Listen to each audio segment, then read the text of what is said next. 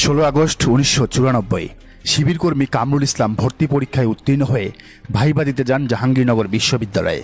সাথে নিয়ে গিয়েছিলেন শিবিরের ডায়েরি। কেবল এই এক অপরাধেই ছাত্রদল সেই ছোট্ট কামরুলকে পেটাতে পেটাতে শহীদ করেছিল।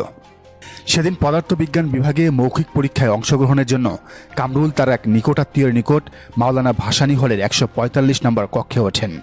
জাহাঙ্গীরনগর বিশ্ববিদ্যালয় তখনও ধার্মিক শিক্ষার্থীদের জন্য এক ভয়াল হিংস্র জনপদ, কিন্তু ছোট্ট কামরুল সেসব জানতেন না।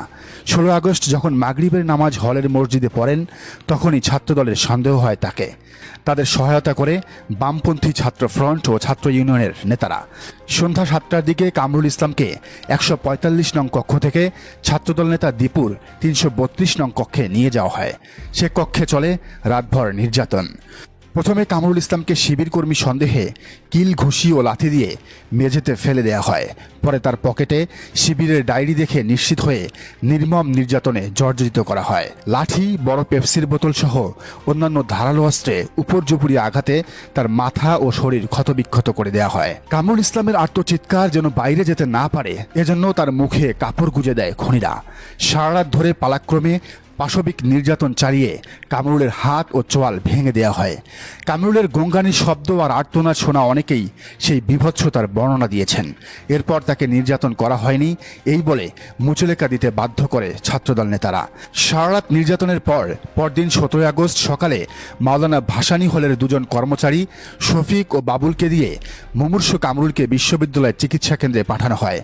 সে সময় কর্তব্যরত ডাক্তাররা তার অবস্থা মারাত্মক দেখে ঢাকা মেডিকেলে নেয়ার পরামর্শ দেন, কিন্তু ছাত্রদল তাকে অ্যাম্বুলেন্সে তুলতে দেয়নি। ফলে বেবি ট্যাক্সি যোগে ঢাকার উদ্দেশ্যে রওনা হওয়ার পর সাভার লোক প্রশাসন প্রশিক্ষণ কেন্দ্রের নিকট পৌঁছালে কামরুল ইসলাম মহান আল্লাহর দরবারে সাড়া দিয়ে জান্নাতের পথে পাড়ি জমান।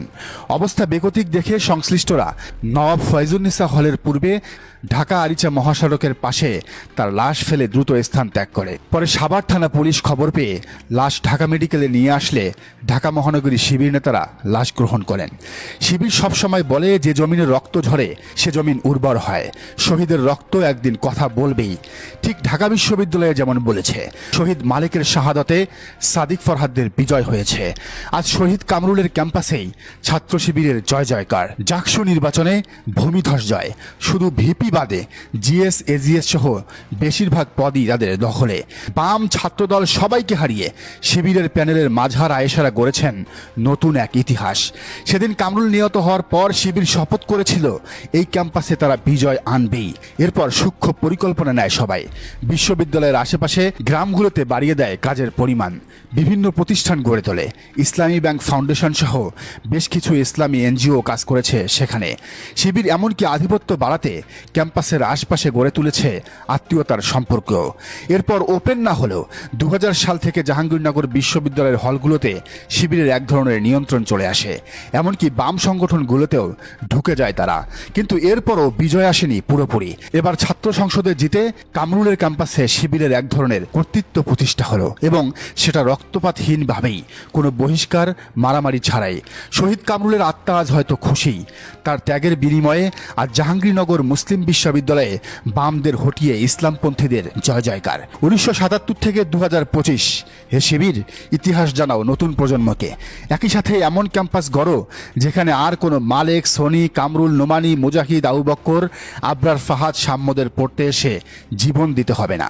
আল্লাহ নিশ্চয়ই তোমাদের সাথে থাকবেন। দর্শক, আপনার কি মনে হয়, শিবির কি পারবে সেই ক্যাম্পাস গড়তে নাকি পারবে না? জানান কমেন্টের ঘরে। আর এই চ্যানেলে নতুন হলে অবশ্যই সাবস্ক্রাইব করে বেল আইকনটি বাজিয়ে রাখুন।